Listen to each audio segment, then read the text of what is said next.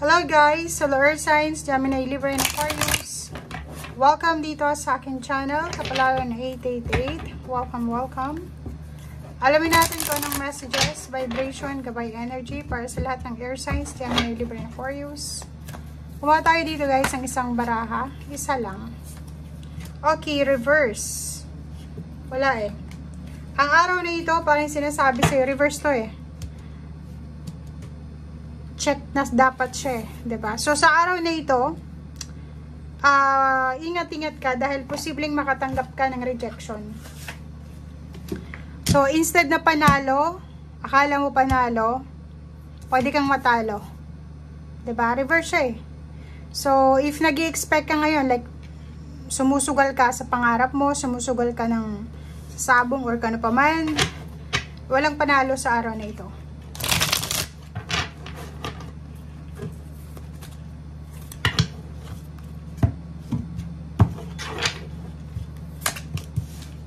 May kaaway ka or kano pa man, hindi ka mananalo sa kanya. Nakakalokang baraha to.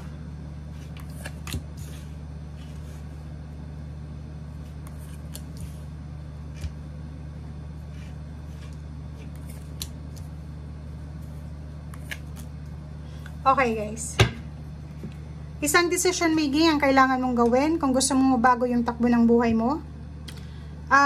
Isang pagbabago sa buhay mo na posibleng magdadala sa'yo ng balanse sa usaping pera.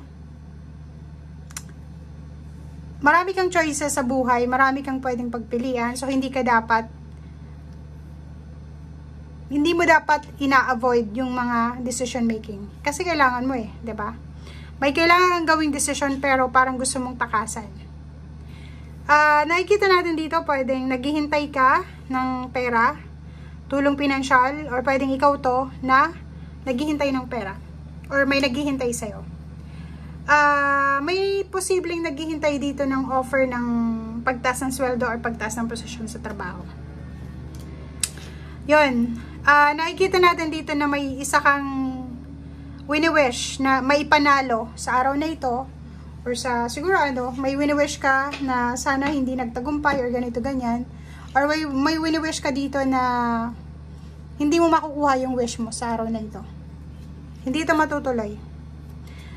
Dito din, relationship, if you're looking for a relationship, pwedeng may mag-offer sa'yo ng relationship na ibang lahi. Kaso lang, nakikita ko sa'yo dito, mas importante sa'yo yung financial stability. Nakikita din natin dito yung endings. May mga issues ka, negative issues, negative emotions from your past na posibleng matatapos to sa future.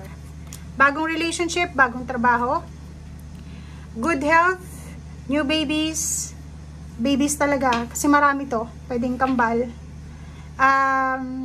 Good health, new babies or new job, new career, new relationship, and new commitment. Okay? Thank you guys. Bye!